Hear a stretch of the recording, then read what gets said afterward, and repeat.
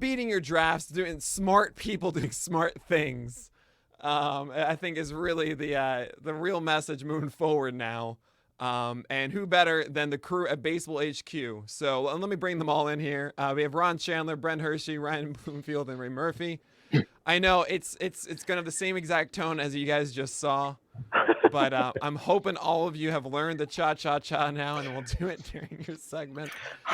But thank you guys for being here. It's such a fun event. How do we follow that? I just don't know.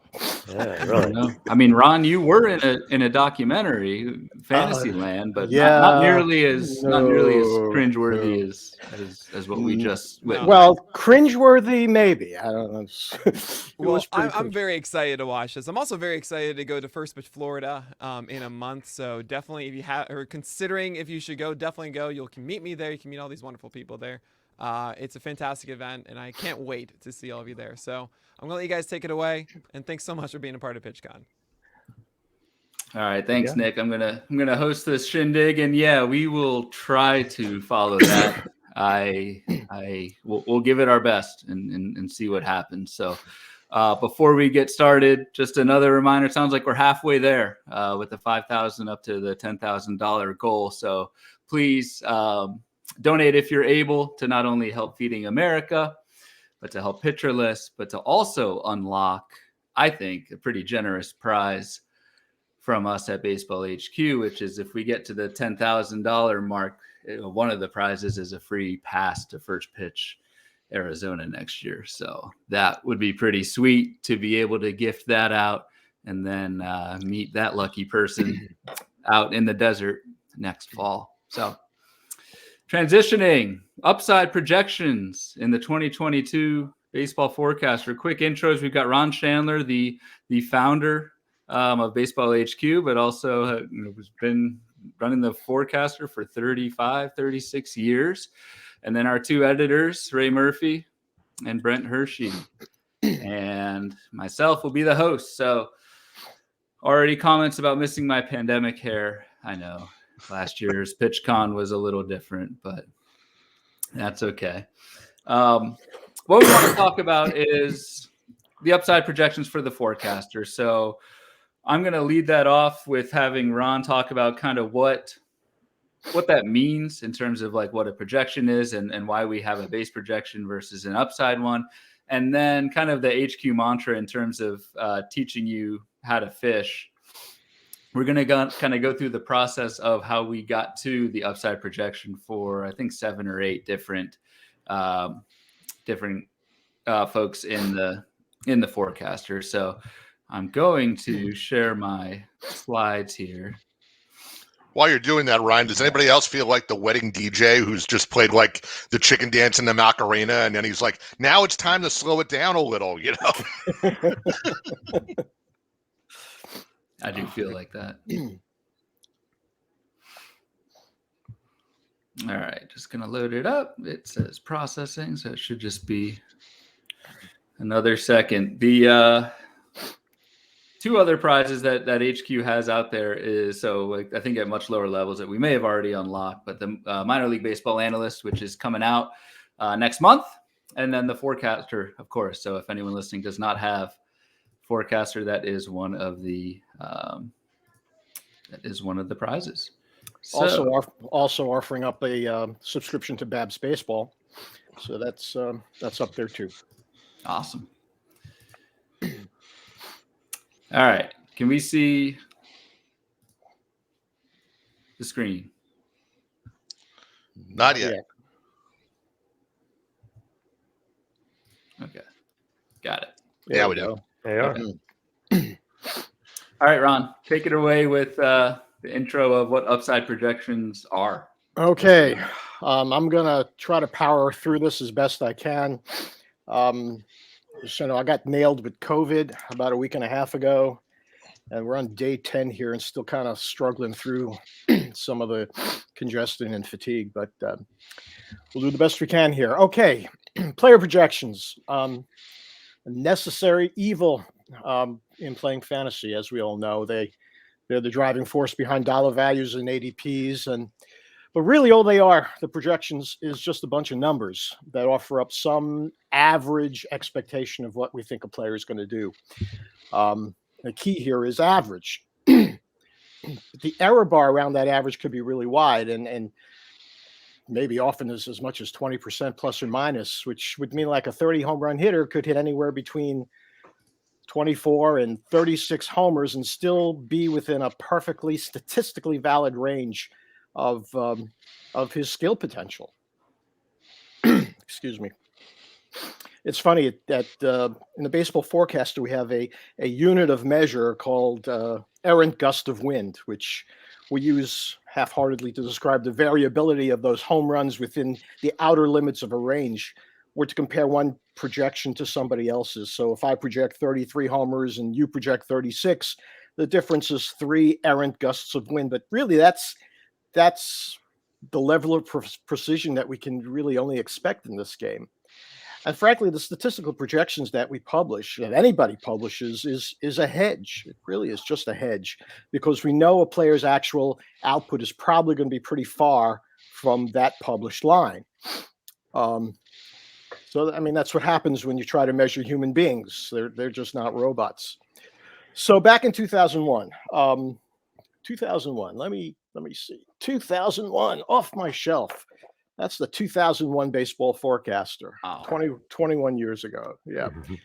This is contraband, incidentally. I got sued by the player on that cover for. I was just going to ask if this was that one. Yeah.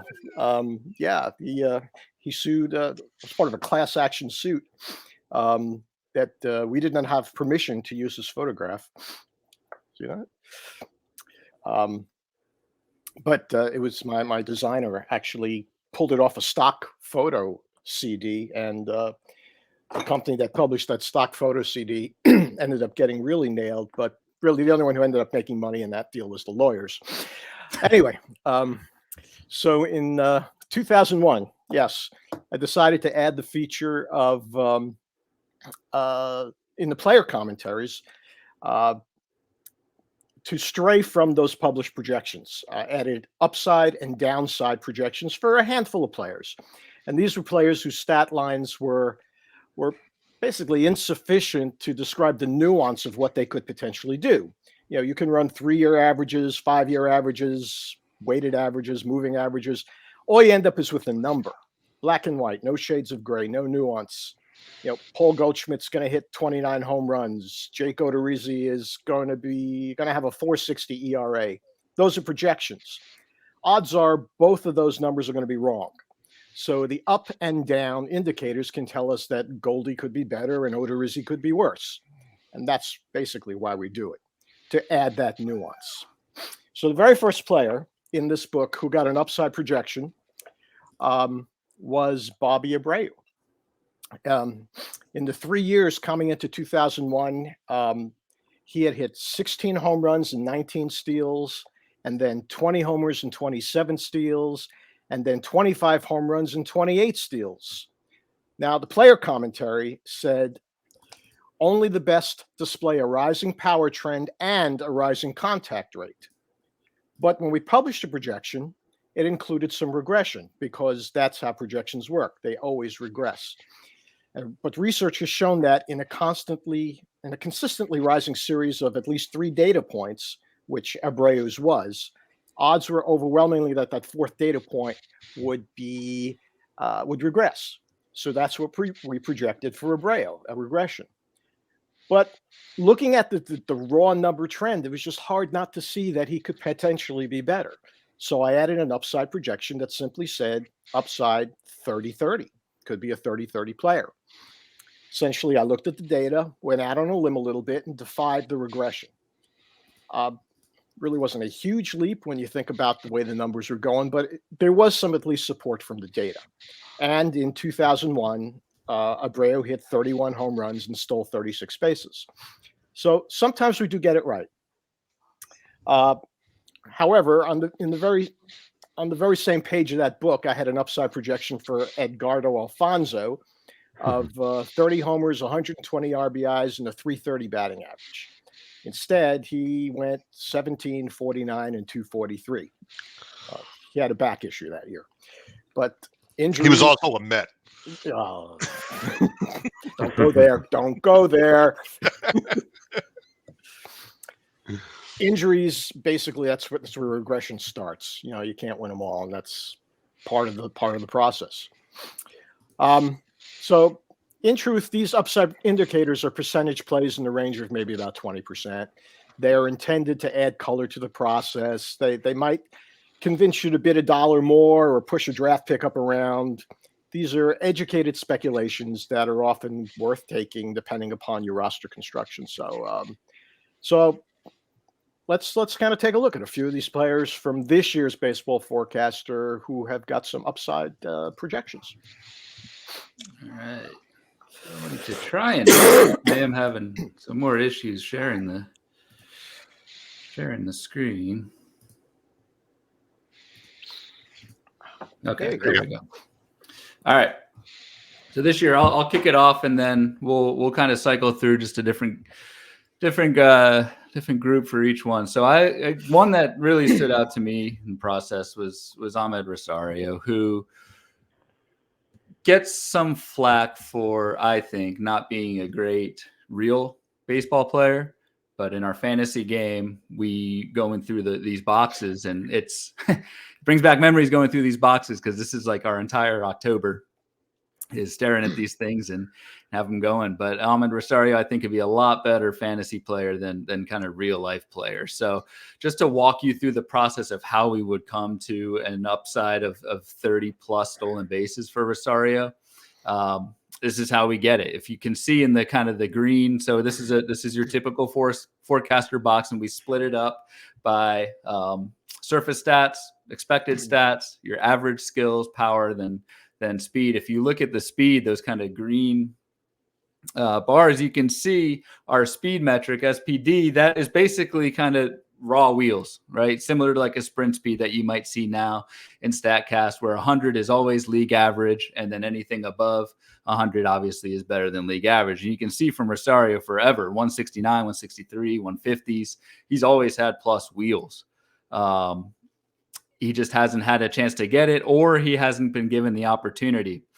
That changed in 2021, where he was actually perfect. So that stolen base percentage, 100%, he was not thrown out. The perfect 13 for 13. So Rosario finally unlocked that raw speed into actual success on the base paths. And what we are kind of taking that leap of faith with a Rosario projection to get to over 30 steals is that success on the base pass in 2021 not only will continue in 22, but will also lead to more stolen base opportunities, a greener light. You can see that SBA percentage in the middle there. He used to have that. He used to have some leash on the base pass, and that kind of went away because he was not as successful on the base pass. So the projection that we're putting out for Rosario is 14 steals. That's kind of like to what Ron was talking about, the kind of the average. But if you take that leap of faith and say he was perfect last year, he's going to get more opportunities in 22. He has the skills to get to 30 steals. The second part of this upside projection for Rosario is, yeah, you can get to 30 steals, but being a $30 player is totally different. You need more than just stolen bases. You need to be more than just a one-trick pony to get there to a $30 player. And with Rosario, we highlighted, we call it hit rate, but essentially the same thing as BABIP. We know that BABIP stabilizes for each individual player. We typically use the last 3 to 5 years for that baseline, and Rosario has been well above average in each of those years. Also makes decent contact. He's not someone who's going to walk a lot, but makes pretty good and better than league average nowadays in contact. So you take that better than average contact, better than average BABIP, and you get a pretty decent batting average floor, which is going to push those runs scored and batting average to get to $30 season. Okay. And then the last part that you need with that is playing time and health. And we put that in all of our forecaster boxes. Rosario's been healthy, 655 plate appearances with the Mets in 2019, 588 last year with Cleveland. Cleveland's one of those teams. Like, one of the things I talk about a lot is a good player on a bad team, they're just going to let him play and maybe let him run. So he has kind of all those pieces in place, the playing time and the health to accumulate stats to get there, the batting average to help with that 30 plus stolen base upside to get to a $30 season. The price is pretty palatable, again, because I think the rap on Rosario is not as great of a real life player, might lose his job, that sort of thing. If everything breaks right, I think this is definitely in the cards for Ahmed. All right, Brent. I'm gonna take Akil Badu, who was someone that stuck out to me as we were going through the book, and I think he certainly a lot of the analysis and chatter. I got a lot of on both sides with Badu here during draft season that I've been aware of. And I think one of the things everyone's looking for the 2022 Cedric Mullins, and could Badu be it?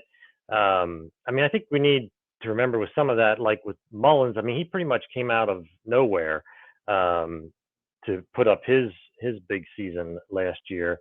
And so if there's a Mullins out there now, he's probably not getting a lot of press. Whereas with Badu here, we do have a full season. But I think it's a good example of kind of what we're looking for in an upside player.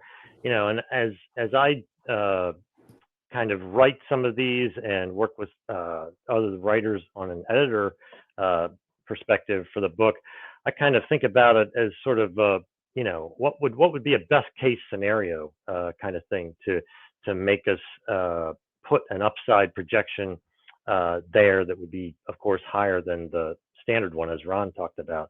I think with Badu, first it's kind of the idea that he did what he did in 2021 was with no high minors experience. You see 4 out of the 5 seasonal lines there for Purdue are blank. And the forecasts are rerun major league equivalencies for guys that are in AA and AAA throughout those years, and then of course the major league stats.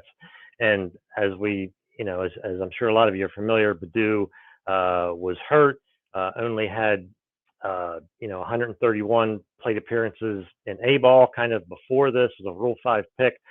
So I think the fact that he sort of, held his own, as a lot of people say, in 2021, given you some pretty interesting counting stats, but with some flaws, is a good indicator that there could be something more there if everything goes right. The second thing we point out is his kind of expected power metrics is what we use at here at HQ to kind of say from a skill-based level, what can we, what does that point us to? Show that there's some juice. We use an expected home run metric there highlighted in the blue, which was 20 for the season. He hit 13. You go over to the right-hand side, and there's where you have our expected power index. A lot like Ryan talked about with speed, it's indexed to 100, so he's 18% above average there. Showed a good expected home run for fly ball rate, and underperformed on that, which is tied into the difference between the expected home runs and the home runs. But the point being that those were all very solid there from a power perspective. The other part of it is the speed, which is again in the green, and in some ways like Rosario, his expected speed index is more than 30% above average. The 20% SBA means that he's been given the chance to run when he's on base there, and the 82% rate is kind of above that 75 to 80 kind of threshold we like to look for to kind of give ourselves a good chance to think that this player will be allowed to run. So again, I think that those things show that with a kind of in a best case scenario, he could get to that 25 stolen base mark.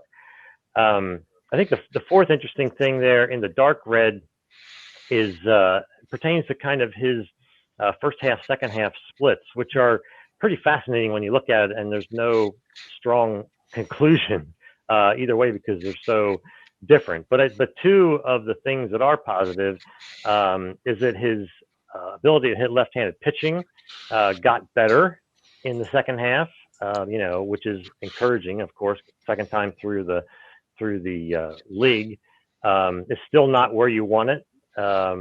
Again, that's an OPS plus index to 100. So although he's 71 for the year, in that second half, he put up an 80. But also, perhaps more importantly, he made better contact in the second half too. Had a 67% contact rate in the first half that improved to a 73% in the second half. So I think those things, kind of all four of those things together, is what leads us to kind of say, even though we give him nearly 600 plate appearances, 17 home runs, 23 steals, 258 in the baseline projection, that Badou's someone that with enough plate appearances could kind of get to that 25 status, which obviously, even if the batting average isn't pristine, can be pretty helpful in fantasy. Brent, looking at this, one of the things that I'm mindful of, and I know one of the things we said backstage was we sort of want to be able to, poke holes or do a little of the pro con here, because there's a reason these upsides are, as Ron said up top, 20% and under are somewhat speculative, right? And even just, as the guy who sort of has the next to last edit on the projection line before Ron, I'm just eyeballing this, and obviously the 25-25 would depend on regular playing time. And as you observed, the gains in the second half versus lefties are pretty important to that. I look at this baseline projection, putting even before we get to the upside, I look at that 595 plate appearances. That's a lot for a guy who has trouble left on left. Usually, the lefty guys who only face righties will have that, that plate appearance number is usually 500 to 525. So we're even giving him a little bit of playing time in the baseline projection based on that growth that you were talking about in the second half, based on the fact that the Tigers may choose to let him play and try to figure this out, kind of thing. But I just call it out because it's a good example of why we would put an upside projection and not necessarily put our thumb on the baseline projection, because even giving him the plate appearances, let alone the 25-25, is already a little bit of a leap of faith, because the Tigers are trying to be better. Daz Cameron makes sort of a natural platoon partner if they want to, or any one of a number of other guys who they could plug into center field against the lefties without Abreu. So I just wanted to point that out.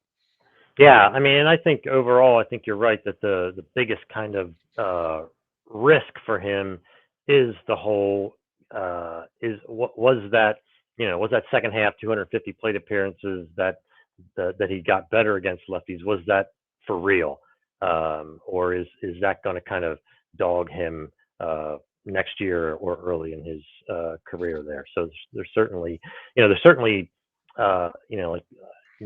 certainly flaws even with these players that we put on these these upside projections. You're on mute, Ron.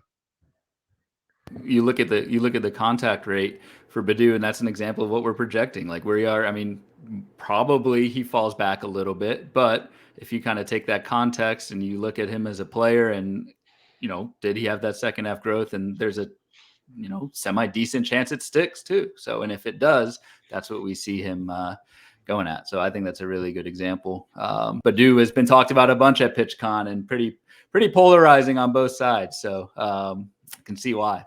And again, we're not advising to just go all in on him. We're saying an extra buck at the draft table. If he stops at 21, you go 22. Maybe push him up around in the ADPs. But there's something there. Mr. Winker.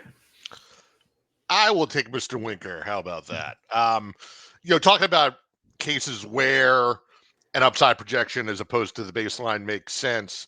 Here's another example. Even in the Abreu case a second ago, we were talking about sort of the 4 blank lines he had where there's no upper minors or major league history for prior to 2021. Winker, this is a full box. We have no blank lines here. In fact, it's pretty good from the perspective of you got to go all the way back to 2017. The little asterisk up there in the top left shows that was a combined minors, majors stat line, but since then it's been all major league work. But not full seasons. Some of that thanks to 2020, some of that thanks to injury history. But, in the red circle there where I've called out his plate appearances for the last 4 years, there's nothing, last year, 485 PAs is the closest it's come to a full season. So, there's a forecasting axiom of, don't project a guy to a level he's never actually achieved. And in this case, you run that problem with Winker, because if we're already projecting with, as you can see there, with a 504 plate appearances, that's a career high, right? Which is something we don't do a lot of. And going even higher than that would just put us further out on that limb in the baseline projection, where one of the ways we use these upsides is to sort of, as Ron was saying up top, give us some headroom where we're pointing the directional arrow beyond the baseline. So the 504 PAs here is a cap, and I wouldn't even call it a conservative cap based on his current history, right? But that's only part of the story here. The skills story, I threw together in the second bullet here a cute little, completely made up mathematical equation. But the interesting thing about Winker is not only is it an interesting power profile, but I always get excited by the combination of plate skills that can support a batting average plus the power skills, right? So he displays in orange a north of 80% contact rate. We were talking about on one of the earlier slides how even in the mid to upper 70s is above league average. This is way above league average. This is knocking on the door of elite. Combine that with the exit velocity, the QBAB metric, quality of batted balls, is the one we use to measure, to reflect exit velocity and launch angle. The first letter there is the exit velocity component. You can see that Winker's been pretty good in that area. A lot of A's and B's in the last 4 years. The barrel rate, is something that spiked in the short season, and he was able to hang on to that, carry most of that over last year. And of course, he's always been a line drive hitter. So you put all of that together, and you can see why, there's some weirdness in the small sample of 2020. But in 2019 and 2021, our expected batting average for him lands over 300. We don't see a lot of that. So you start with that batting average floor and then throw in the power on top of it, and that gets pretty exciting pretty quickly. We can see in the first half line, you got to squint a little bit, 314, 19 homers and 328 plate appearances. I mean, that's all systems go. That's everything coming together. He hit the DL in the second half. I think it was intercostal, if I'm not mistaken. If I squint and read the commentary, it's actually right there in front of me, intercostal. And then he wasn't quite the same when he came back. Who knows if he was still fighting that or just was just out of sorts after that. So again, don't want to just take the first half stat line and do the old multiply by 2 thing and say this is who he is, because he has not shown us that that's who he is over a full season. And yet, with some sliding around of the sizes of these circles and what years we include and what we don't, you could pretty easily get to 35 home runs, 300 batting average, which is a bargain at his current 8th round or so ADP. Is that where he is last time I looked? There's some profit potential there. You just got to pencil in the right at bat number and hope that all of these skills they flashed for months at a time or half seasons at a time all lock in together. And the interesting thing to kind of to tie this back to Abreu, where we were saying Abreu to go 25-25 almost hinged on his ability to kind of hold those second half gains, so to speak, against lefties. We're kind of saying Winker could hit this and pretty much do it mostly all against right-handed pitching anyway. I mean, we're not really citing any kind of gains or whatever against lefties. We're kind of saying, okay, that might be who he is, but he could still get to this point anyway, which is really interesting to me. Yeah, good park. A lot of good reasons to think that stays together. And that's another case, like you say, with the versus lefties. We knew not to get too excited about the really small sample left on left game from 2020, and that didn't carry over. So I think at age 28 now, there's not a lot of hope for Winker figuring out lefties or getting more playing time against them. But that's not this analysis is not dependent on that. Yeah, my only thing with Winker, especially a lot of league dependent, like daily, it's a pretty binary decision. Throw him in their weekly leagues. I can see a lot of weeks where the Reds are playing 6 games and 2 or 3 of them are against lefties. You put him in, and we're kind of saying, yeah, because he hits righties so well anyway. Maybe gets a couple pinch hit appearances in that week and can hit it. So really interesting with Winker. All right, Ron, I believe this one's you for Ryan McMahon. Yeah, Ryan McMahon. Yeah, I've had a man crush on Ryan McMahon now for a long time. Followed him in the minors, and his minor league numbers were just really fascinating to me. He was consistent slash line, basically 300, 400, 500 in the minors. And coming to Colorado just seemed like, oh my God, he just could put up amazing numbers. But the Rockies, in the way that they, the way they normally do, they kind of jerked him around for a few years. He didn't know where he was playing. He thought he'd be at first base. They bring in Ian Desmond. And they thought, and he moved him all over the place. He never really had a firm resting spot.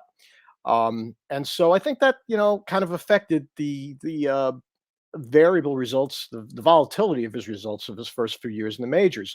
And we've gotten to a point now where at age 27, with 4 years experience, basically, that everyone sees Ryan McMahon as who he is, low 20s home runs, 250 hitter. That's what he's done, and he had the off season during the short season, but the numbers say a little bit more. And if you take a look at the blue column with this hard contact rate, you can see that that's pretty much been on a steady climb over the course of his career, and took a nice little jump up last year in 2021. His raw power has always been solid. In the orange box there, you can see that the power numbers, as far as the underlying skill, have been there. And last year, his line drive rate increased, and a bit more of an uppercut swing. His fly ball rate increased too. So his expected home runs jumped up to 24 last year, a little bit higher than what he actually put up. But I think the upside here is a 30 home run season. I mean, he never did that in the minors. He was usually in the mid 20s, but the power and the growth and the experience now, and in Colorado, I think all the pieces there are put together to where we can justify that 20% projection, the upside of 30 home runs, and possibly even more. 50% ground ball rate for 2 years there for McMahon that's brutal. You don't want to see that with someone with his power. He's basically kind of wasting away the raw power that he has. I mean, you look at those, the homer to fly and the expected homer to fly, like Ron, like you were saying, in the low to mid 20s. That's really good. And it looks like he took note last year. Hitting more flies. In the first half last year too, it's 6. He was on path to 30 home runs in the first half last year. So just needs to sustain it. Yeah, and I think that ground ball rate is an interesting point too. Just the fact that here he was at hot mid 40s up into the 50s up through last year, and was able to adjust that. And I think that's something to keep in mind, as especially with young players that come up. We saw it with Vlad changing it some last year, but there's other guys too that are good hitters that hit it into the ground a lot. And just to remember that at this stage of their career, that especially given all the hitting instruction and launch angle adjustments, I mean, that is something that they can change. And obviously their power stats will affect that. Next up, I'm going to take this one. Carlos Rodon gets especially in today's game with how limited innings are, 240 strikeouts. I think that's the highest upside projection we have for any starting pitcher in terms of at least number of Ks. What I want to show you is how we got to that. The big thing that we put in our forecaster boxes is swinging strike rate and velocity, fastball velocity. So you can see that in the blue circle there. Rodon, obviously, and we'll get to this in a minute, has that pretty extensive injury history, was once a really good prospect, and put it all together last year with just massive jumps. If you look at the swinging strike rate, you kind of take away 2020, it was 8 innings, and that's one thing. You almost want to strike through that in our forecaster box just because it was 8 innings. It's an easy trap to fall in, is to say, 10.5% swinging strike rate in 2020. Well, not really. It was 8 innings. So I'm really comparing it more to 2019. The swinging strike rate going up 3%. I mean, that's huge, from 12.6 to 15.7. And then you tack on another really important data point, which is fastball velocity, especially with somebody of Rodon's ilk and injury history, to go from 91.5 2 years ago to 92.9 up to 95.4. Like, yeah, the jump in strikeouts is certainly warranted. When you look at the whiffs and the velocity. So that filters through all of our metrics, all of our expected metrics. So expected ERA, expected whip, those are pretty much in lockstep. You can see the green square there, a 1.02 expected whip, which we use based on batted ball trajectory and strikeouts and walks, and xERA and ERA. So from that aspect, Carlos Rodon, yeah, I mean, why couldn't he get to 240 strikeouts? Well, we also have this thing called downside projections in the baseball forecaster as well. And this is kind of the complete opposite of upside, of course, right? Like, what if everything goes wrong? And the big thing with Carlos Rodon, like, if you just look at his 2021 line, got up to 133 innings, like, that all looks great. Look at the injury history. We do a health grade, so you can see that in circled in red at the top. He gets an F. We also put, for more detail on that F health grade is based on the number of days spent on the IL over the last 5 years. But we've also got in the forecaster just a history of injuries section and over the last 5 years. So for each year, how many days they spent on the IL. And I think just as important for pitchers especially is what those injuries were. And look at Rodon. Like, that is brutal to look at. Bicep, shoulder, elbow, shoulder. You can't show me a more risky starting pitcher, maybe someone who's actively hurt, but the kind of other piece of information that we did not have on Rodon when we were writing this back in October was that the qualifying offer was not extended to Rodon. So the White Sox chose to let him go at like $14 million. And why would they decide to do that on a guy who is age 29 coming off a career year? Do they know something that we don't? So you kind of piece all that information together, and Rodon has one of the widest, error bars or ranges. Like, I almost think his baseline projection is like a complete hedge. It's either going to be really great of 150 plus innings with upwards of 200 strikeouts, or it's going to be 10 innings and he's hurt and he doesn't pitch. So those are the kinds of decisions that you have to make. And it's a great example of looking beyond just the average number that we see in the projections. I know it's always super tantalizing to do that, but in Rodon's case, it's a complete either or. Personally, I'm laying off of him just because I don't want to expose myself to that much risk, especially where Rodon is going in ADP. I don't know if any of you guys have a different view of that, but anyone kind of targeting Rodon on that upside, or are we a little bit more conservative where he's going?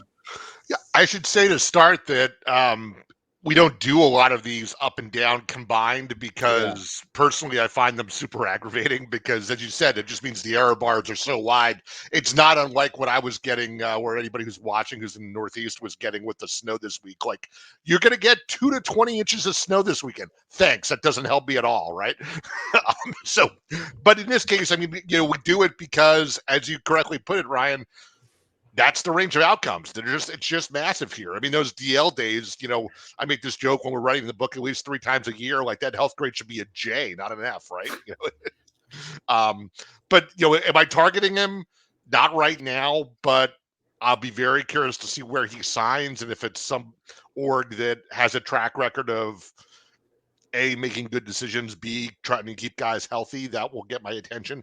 And let's face it, in March or whenever spring training starts, if he's on a mound, his ADP is going to fly up. The minute he shows he's healthy, he's going to be jumping up draft boards. And on the other hand, if he signs with someone, but they're bringing him along slowly, or he's throwing side sessions, then by third week of March or a couple weeks before opening day, whatever that is, his ADP might be dropping, and the price to speculate on him might be a little more palatable than it is now.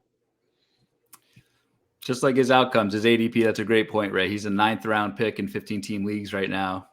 come March, he's either going to be a 3rd, 4th round pick or off the board, 20th round pick. So definitely someone to monitor. But yeah, as of now, I look at that injury history, all arm related. It's like, oh man, can he do it again? Yeah. All right, another pitcher. Yeah, we wanted to throw in a reliever in here. So in some ways, some of these high leverage relievers are easy to put an upside projection for saves on, because we can see the skills. Perhaps they're behind a frontliner or kind of just emerging as a setup guy, and you can always say, if someone gets hurt or if he gets the opportunity. We can put some saves on him. So we try to be judicious about that. But Jackson is one that stood out to us during the process.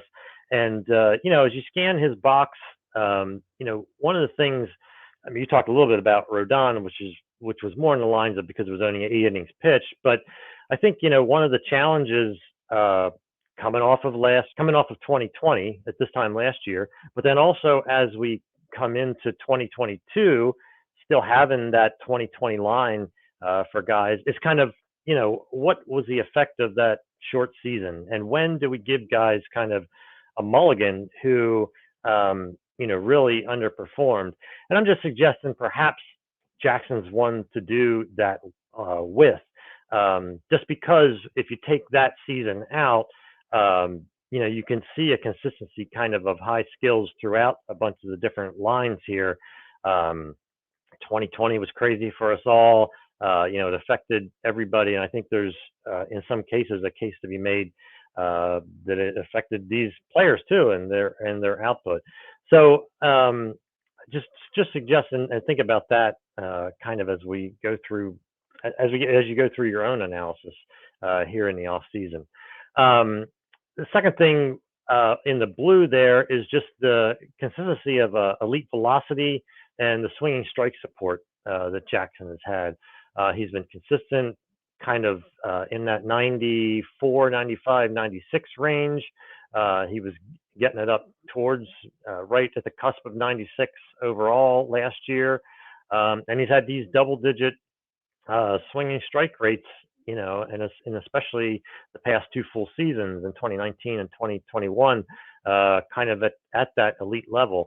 If you go over, to the left, a couple other columns, you can see that, 34% strikeout rate in 2019, the 27% strikeout rate in 2021. So those things kind of line up, that he's got both the velocity and the ability to miss bats with the fastball. In the green there, which kind of overlapped, it's a NIL. We also have it highlighted up under his name.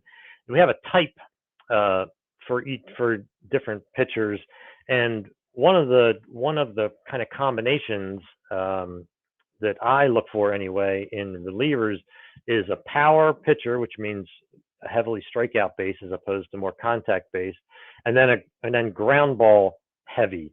As opposed to fly ball heavy, getting the 3, 4, 5 last outs of the game.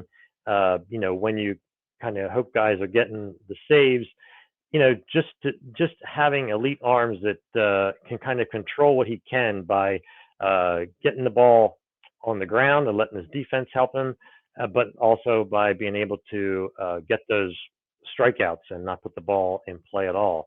And as we mentioned here, Jackson's been really good. Ground ball rates up over 45%, up over 50% the past 2 full seasons, and of course the velocity as we've talked about there. That last in the red is you can say, well, some of his he walks too many. The left-hand red column is his walk percentage, and you see it's been double digits almost every year, up 11% the last year in 2021. But then we also have a metric that's kind of expected based on expected walk rate, and you can see those have consistently been in the 9 to 10 range percent wise. I mean, what that tells us and what we've learned is that eventually that walk rate will come back to meet that expected walk rate. And so there's a tinge of kind of upside there that he'll actually walk less in the seasons to come than what he has already. And of course, that is going to affect his ratios and WHIP. And so I think when you kind of put all of that together, that he's good on keeping guys off base, that he's a strikeout pitcher and a heavy ground ball pitcher, and he's shown a really good strikeout rate. I think as we know with all these with the volatile kind of closer market, he might be someone to target, especially if you have Will Smith or if you're in the late rounds of some of these draft and holds where you have the ability to kind of hold guys like that. So that's just I think Jackson is kind of a one that we haven't talked about a lot, or you don't hear talked about a lot, that could produce some value if it all works out. And the other big thing that I want to say too, like when, again, these are written back in October, we really try and stay away from analyzing, like in Jackson's case, the Atlanta bullpen, right? Because we really have no idea what's going to happen over the preceding few months. And so if we try and do an analysis on, if we say blocked by Will Smith in the book, and then he's no longer blocked, that kind of shortens the shelf life of the analysis. So we really try and keep it away from playing time as much as possible and team context stuff, and focus just on that one pitcher's skills. Yeah, that's a really good point, Ryan. All right. So from someone who has not been talked about much, like Luke Jackson, to someone who is talked about a lot, Dylan Cease. Ray, I believe this was your box. We'll have you write it, talk to it just real quick, and kind of sounded like a broken record, but again, writing these in October, we don't know, not only like team context wise, we don't know how the market's going to react to these guys. Ray, I know we've gone back and forth a couple of times on like Sandy Alcantara, where we put an upside of Cy Young on the guy. And did we know at the time he'd be a late second round pick? Nope, but it's interesting. So Dylan Cease, I think, is another guy who's gotten plenty of hype that we wrote up kind of originally way back last fall.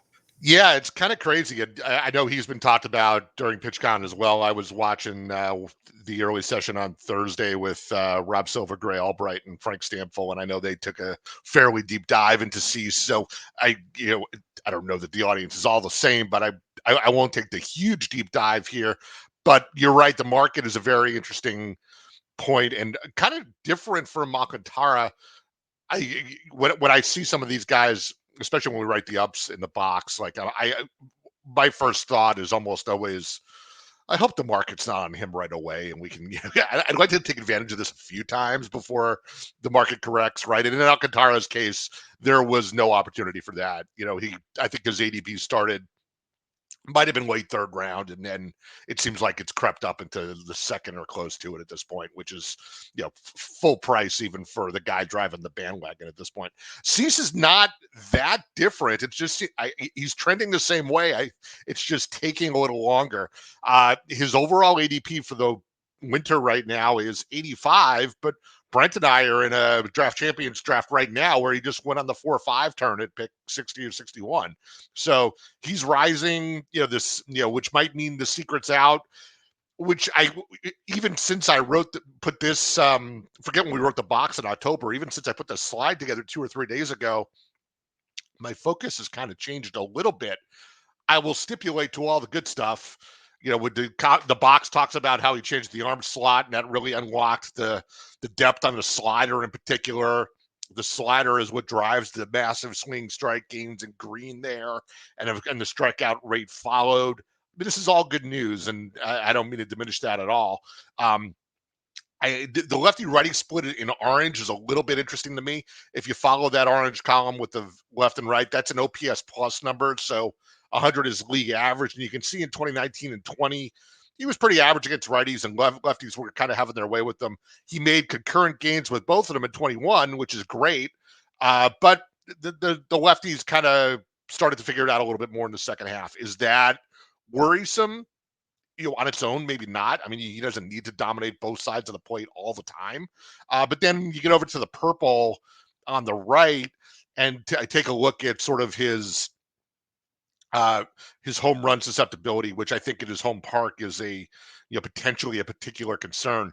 And you can see that in 19 and 20, in terms of home run per fly, he did have trouble with that and made a lot of gains with that in 21. Again, depth on the slider is likely to help with that. So maybe not that surprising. However, in that same second half where the lefties were getting the best of him a little bit again, I did circle that 48% fly ball number. If he's going to be giving up fly balls, north of 45 toward 50% of the time, and only average against lefties, and still walking guys at a 10-11% rate, they were making a Corbin Burns comp the other day as far as somebody who can have helium and fall into this range of the draft, and as Burns did in 21, still return a massive profit. My concern here is that sees as the ADP rises, is that he's actually a little bit of a better comp for Luis Castillo. And I know it's a point you've made a bunch of times, Ryan. The problem with Castillo is the whip, right? And the whip is really what keeps him from being an elite fantasy earner. And the combination of the home runs here, the still mildly worrisome walk rate here, I might have entertained him at ADP 85, but when he's going ADP 60 ahead of Castillo for one comp, or Musgrove or Berrios or Max Fried, I mean, you're putting him in that range. That gets a little too rich for me. So up 3.25 ERA, I'm not saying that's not in play, but the baseline projection here is a 3.60 ERA, a 1.26 WHIP, and sure, the team context is pretty good. That team should score some runs, so the wins will be there. The K's will be there in spades, but he might be getting jumped up a little too high for my taste right now. I don't know what the three of you think.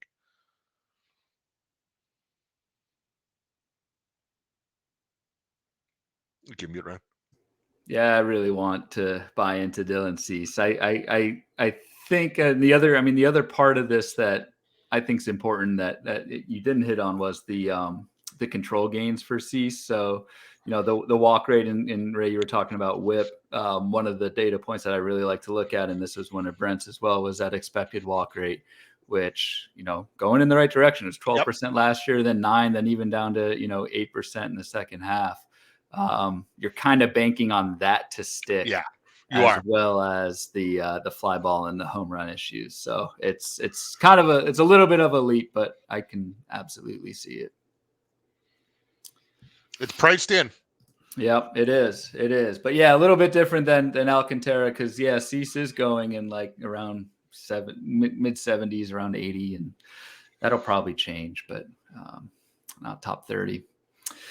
So anyway, hope this was really helpful. Not only just like I would say even much more important than just the names and the numbers that we're throwing out to you all. It's really hopefully, by highlighting and bullet pointing and coloring kind of certain metrics on the boxes. Cause I know if a lot of folks, you look at this box and there's just like so many numbers, hopefully kind of our process to how we got to some of these upsides is, the real takeaway that we really want you to have, as opposed to just the players themselves. And the hope is that you can then go check out your own forecaster and follow that similar process, and even unearth upside guys that we decided either missed or decided not to. And that's really where those gains can be made by learning how to decipher this and learning how to kind of take all these different data points and boil it down into not only just that base projection, but what could go right if things trend the right way. So, yeah, I know it's always, as one of the editors and working with the writers a lot, it's always one of the funnest things is to kind of see those come through from the individual writers as their drafts come through, and they kind of really hone in on, is that doable or is that a stretch, and just trying to keep it kind of skills based and give us it's not just some out of the blue like bold projection, but there's actually some kind of meat behind it. So it's a really fun process. One of the funnest processes I think of putting those player boxes together. Yeah, given that I have the final edit on all these projections and the commentaries, one of the things I find from our incredible writers who do who do the heavy lifting on this stuff is that when we go out on a limb, I think we should go out on that limb as far as we can to show that there is, you know, that there's something really more there or or less there. And I've often find that one of the writers will say, you know, somebody who is a consistent 25 home run hitter, an upside of 30. Well, no, I mean, if he's going to go up, if he's going to break out, it's going to be an upside of 35. It might be an upside of 40. And we don't hesitate because we know it's a 20% projection that to go out there and color it. We want to make a statement that we want you to go that extra buck. We want you to push them up a round or two when you're drafting. And and just saying 25 home run hitter might hit 30 is not going to do it. So, I mean, that's just something that I know I've been doing since forever. And I think that's part of the process here. You've been banging against projections in the comfort zone since the beginning of time, Ron. That's right. We've got to get out of our comfort zone. And, you know, the whole projections process is all about finding a comfort zone and which is a hedge. And you want to be able to expand the possibilities there. So we want to break out of that. Yeah. Yeah. And just the last thing to say, it's really easy to fall into that because what are we looking at all winter right now? Projections, HQ projections, Masters Ball, ATC, Bad X just came out. Like, it's so easy to just think of a player and their single number. And that's what we're trying to really expose you to is that range of outcomes. So based on the comments, I see the demand for a full color edition of the forecast. Is that something we can afford? Yeah, right. Yeah, really. Oh, the process just got a little tougher. It would be nice. Mm-hmm. Yeah, I've been pricing out full color publications. It's not pretty. I'm sure not. No.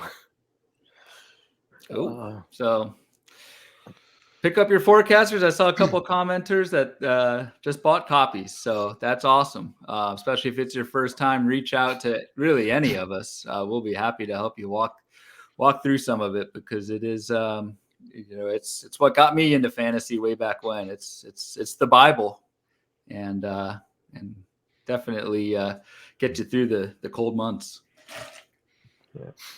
Yeah. Absolutely. Grab those books. Come to Florida in a couple of weeks. We're gonna have a good time. Yeah. Thanks for those in the comments who've been wishing me well on my health. I appreciate that. It's been a slog. It's been you stayed upright the whole hour, so I did. It was. Yeah. I'm gonna go lay down now. We just saw Ron's flu game, so yeah. Well, Ron, hope you feel better. Yeah, man. we're happy that you're all right, man. Yeah, thanks. I do want to ask. We have about like 1 minute. If you could just say the name. I'm curious. Who was the hardest one for you guys to do when writing up your boxes this year? Ryan? Oh gosh. Sometimes the hardest ones I find, I mean, without giving one answer, sometimes the hardest ones to find and edit are the superstar guys, I think, because you know that everyone's going to be looking at that one. So, you know, a couple of years ago when we had, you know, when the base projection spit out something crazy for Fernando Tatis, you know, and part of the process is kind of fine tuning that and kind of how to frame that and how to talk about it. I find those to be, you know, especially challenging. Tatis is still a problem. There's still a problem this year because we just don't know whether his shoulder's going to, you know, stay together for the whole season. So it's, I guess those injury prone guys are in general the toughest because, I mean, it's not just playing time. It's also what the effect that injury potentially could have on their productivity. So there are a lot of things that go into it. Yeah, I would say it's the guy who's on the cover. I had Ohtani's box this year, and Ohtani was on the cover, and I'm like, wow, I better not mess this up. I had the hitter version of Ohtani. I'm not sure who had the pitcher box, but I'll go with the cover boy. That's the hardest. How about one. you, Ray? Yeah, Tatis was certainly one that comes to mind. I remember Ron, Brent, and I having a multiple text thread about Alberto Mondesi a couple of years ago. And then my other favorite is when when the base projection that gets burped out of the model with no editing is just redonkulous. Like I remember a 70 home run projection for Matt Olson. I was like, what the hell is that? When you're going to start reeling it back in from that, I go, what is this really going to look like? But when the starting point is just out in left field, you're like, oh man. Yeah, that's ridiculous. I mean, I'm staring at Logan Webb just going, I don't know what to do. Yeah. I can't figure this one out. But anyway, thank you guys so much for this time. Really, it's awesome. Everybody watching, definitely check out Baseball HQ, get a copy of the Forecaster. And yeah, come join us in Florida. It's going to be such a fun time. These guys here have been so generous to donate a ticket to, I believe, First Pitch Arizona. But that's an amazing time too. I was just there this past year. So hopefully we can hit that $10,000 goal so that we can give that away. But yeah, Ron, Brent, Ryan, and Ray, thank you all so much for being a part of this. Thank you, Nick. Best of luck. Great work.